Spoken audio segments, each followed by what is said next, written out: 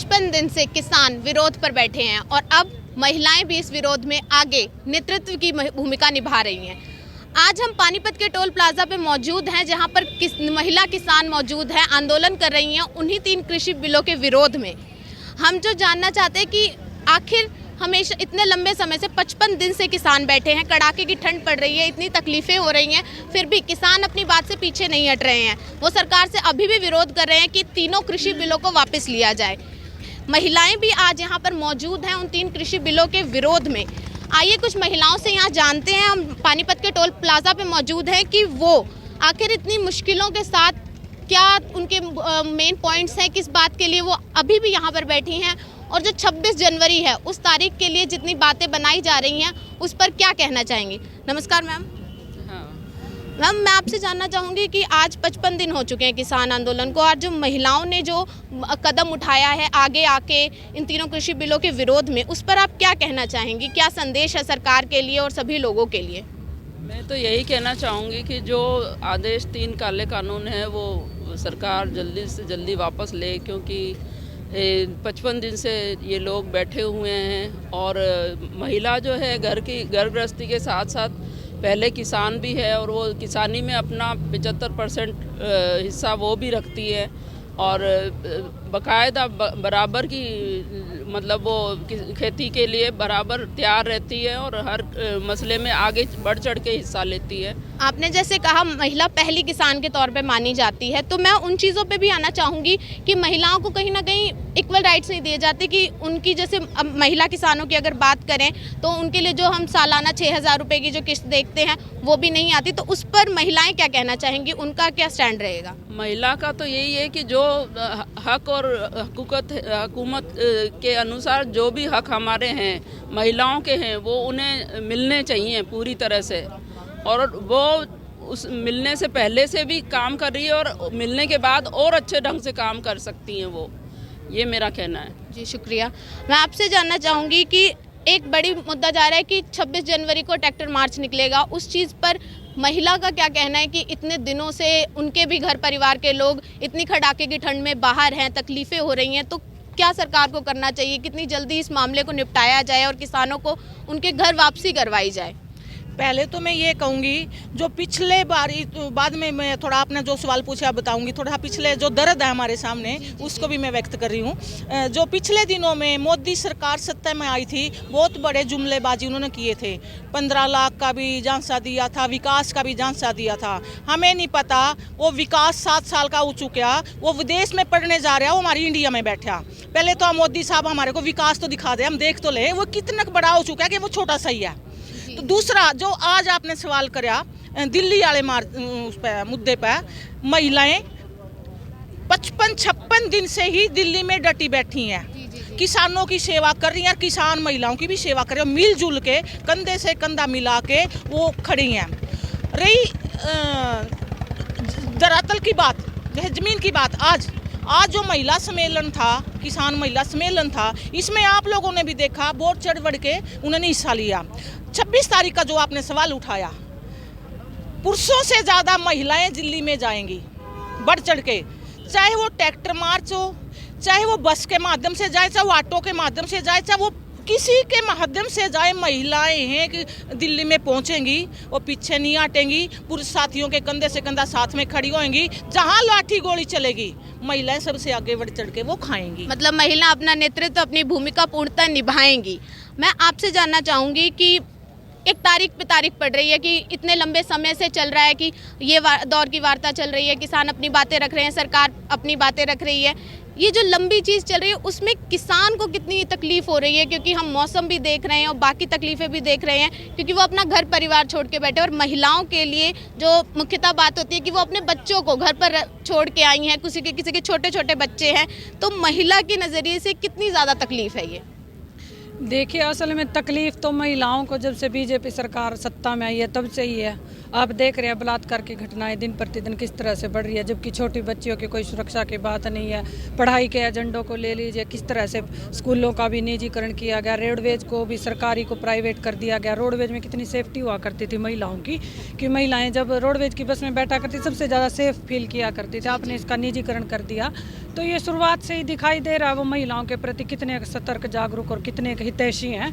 उस हित को लेते हुए आज हम जब कृषि बिलों के विरोध की बात करते हैं, जिस तरह से आप कमेटी की बात कर रहे थे, ये जो सारा प्रोपगेंडा है सरकार का इस किसान आंदोलन को, इस महिला आंदोलन को तोड़ने का, महिला आंदोलन को किस तरह से, इस किसान आंदोलन को कमज़ोर किया जाए। उन्होंने खुद तो ही जाकर के सुप्रीम कोर्ट में अपील डलवाई अपने व्यक्ति से। कोई भी किसान का कोई साथी, कोई भी किसान की टीम से, कमेटी से कोई भी व्यक्ति सुप्रीम कोर्ट नहीं गया, एक बात साफ कर दूं मैं। दूसरी ये है फिर उन्होंने जो वो कमेटी गठित की है, जिस तरह से कमेटी जो गठित की है, जो कमेटी में जो लोग रखे हैं ना, जो गठित करने के बाद वो लोग भी उन किसान बिलों के जो हैं उनके हितैषी हैं। वो खुद पहले से ही कह रहे हैं कि भाई इस बिल को लागू करो, ये आपकी भलाई के लिए, महिला की भलाई के लिए, किसान के भलाई के लिए। तो आप किस तरह से मान सकते हो कि भाई वो हमारी हित की बात करेंगे। और रही बात कि हम किस तरह से वहाँ सर्वाइव करेंगे, कितना डट के खड़े हैं, कितनी तकलीफ़ है।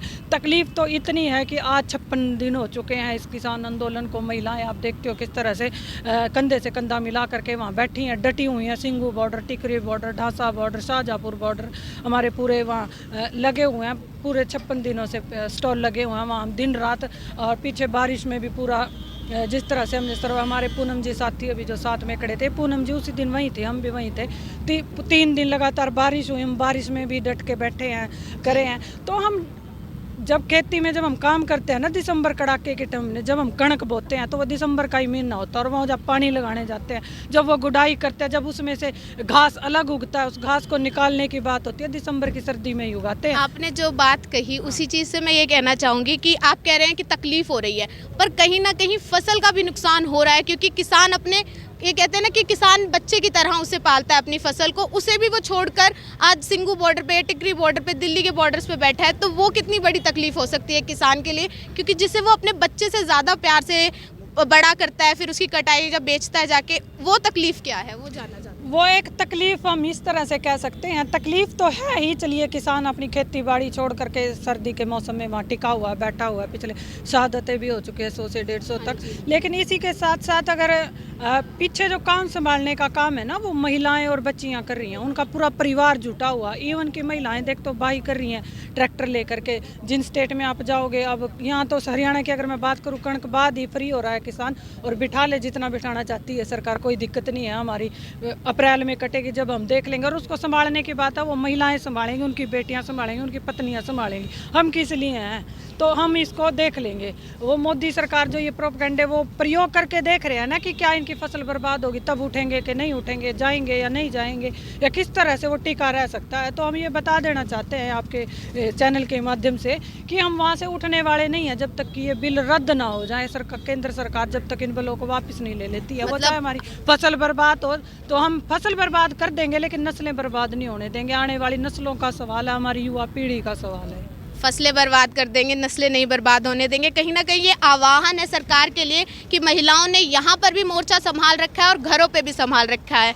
मैं अब कुछ और लोगों से बात करना चाहूँगी, यहाँ पर किसान आंदोलन से जुड़े हैं, यहाँ टोल प्लाजा पर मौजूद हैं। तो सर, मैं आपसे जानना चाहूँगी कि सरकार की चाहे हम बात करें या आम लोगों की बात करें, आप आम जनता को एक किसान के तौर पर क्या कहना चाहेंगे कि उन्हें, चाहे अब यहाँ पर ठंड में बैठे हैं, महिलाएं भी हैं यहाँ पर साथ में, तो आम लोगों के लिए क्या संदेश रहेगा? मैडम, मैं आपके चैनल के माध्यम से एक बात कहना चाहूँगा। हमें आज यहाँ लंगर लगाए करीब 2 महीने के करीब होने जा रहे हैं। जो ये लंगर चलता है, दिन रात चलता है। इसके अंदर लोकल भाई जो है, जो फैक्ट्री वाले हैं या किसान मजदूर जो भी हैं, सब इसमें हम सबको लंगर खिला रहे हैं। 2 महीने हो गए हैं और किसान अपना परिवार छोड़ के, बच्चों को छोड़ के, कहाँ अमृतसर, कहाँ दिल्ली, भारत पाकिस्तान के बॉर्डर से लोग उठ के आ रहे हैं। पूरा हौसला है पंजाब के अंदर, हरियाणा के अंदर।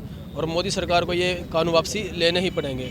और 26 जनवरी की बात है, कल 26 जनवरी पे जो दिल्ली में किसानों संगठन की बैठक हुई थी, उसमें भी फैसला हो गया है। सुप्रीम कोर्ट चाहे रोक लगाए या ना लगाए, किसानों की जो दिल्ली में परेड होकर ही रहेगी। एक तरफ चलेगी जवानों की परेड और एक तरफ किसानों की परेड। ये तो मोदी सरकार का, ये तो देश का नारा है, जय जवान जय किसान। इसमें तो मोदी सरकार कुछ कह नहीं सकते, मगर तिरंगा झंडा भी साथ होगा और किसानों का झंडा भी साथ होगा। मतलब आह्वान रहेगा 26 जनवरी को पूरी किसान मार्च निकलेगा, एक तरीके से ट्रैक्टर मार्च, जिसकी आह्वान पहले ही किया जा चुका है। मैं आपसे जानना चाहूँगी कि आप यहाँ पे मौजूद हैं, किसान आंदोलन के बारे में बात हो रही है, युवाओं की जो राय है उस पर आप क्या कहना चाहेंगे कि सरकार को क्या बात कहनी चाहिए। और आज महिला दिवस मनाया जा रहा है, किसान महिला दिवस, तो महिलाओं को क्या भूमिका रही है पूरे किसान आंदोलन में, चाहे वो घर संभाल रही हैं या आज बॉर्डर पर भी बैठी हैं, तो उस चीज़ पर। मैडम, मैं आपके चैनल के माध्यम से कहना चाहूँगा, महिला हो, बच्चे हो, बुज़ुर्ग हो, जवान हो, पिछले 2-2.5 महीने से आप भी देख रहे हैं, हम भी देख रहे हैं, हर किसी ने अपना अपना दायित्व बखूबी निभाया है। और आने वाले समय में भी ये किसान की लड़ाई नहीं है, ये आम लोगों की लड़ाई है। भाई किसी आम लोग सोचते होंगे कि हमारा कुछ नहीं, इसमें उन्हीं के लिए लड़ रहे हैं, क्योंकि किसान तो अपने जो हिस्से का अनाज अपने जो उसकी ज़रूरत है लेके बैठ जाए घर में, लेकिन दूसरों लोगों के लिए जो आम पब्लिक है, जिन्हें 20 रुपये किलो के हिसाब से अब जो चीज़ मिलने वाली थी वो 100 रुपये किलो मिलेगी, जैसे कि नमक है, पानी है, वो अब बढ़ा के दे रहे हैं लोगों को। लेकिन इसी जस्तजू के लिए किसान लड़ाई लड़ रहे हैं। और मैं भी किसान का बेटा हूँ, मैं चाहूँगा कि इसमें हर किसी को बढ़ चढ़ के भाग लेना चाहिए। 26 जनवरी को आने वाली इसमें किसानों की परेड दिल्ली में होके रहेगी। किसान एकता जिंदाबाद। लड़ाई किसानों की नहीं, आम जनता की। मैं अपने कैमरा पर्सन से भी रिक्वेस्ट करूंगी यहाँ पीछे दिखाएं कि यहाँ लंगर भी चल रहा है, सब जनता यहाँ पर बैठी है, यहाँ पर किसान भी बैठे हैं और लंगर चल रहा है। और ये पिछले 55 दिन से चल रहा है। रोज़ जो किसान आते हैं उनकी खाने की जिम्मेदारी यहाँ पर लोग ही निभा रहे हैं। और मैं ये भी कहना चाहूँगी कि किसानों की ये लड़ाई जो है, जितनी भी हमने बात की, वो कहीं ना कहीं आम जनता से जुड़ी हुई है। महिलाएं भी अपना पूरा नेतृत्व निभा रही हैं, चाहे वो घर पर जो फसल अभी बुआई हो रही है या जो भी बन रही है उसमें भी अपना महिलाएं पूरा दायित्व निभा रही हैं। और बॉर्डर पर भी महिलाएं डटी हुई हैं। अब नज़र है 26 जनवरी की उस परेड पर कि किसानों की क्या भूमिका रहती है। इसी के साथ कैमरा पर्सन दीप के साथ मैं रूपल, ACP नेटवर्क, पानीपत।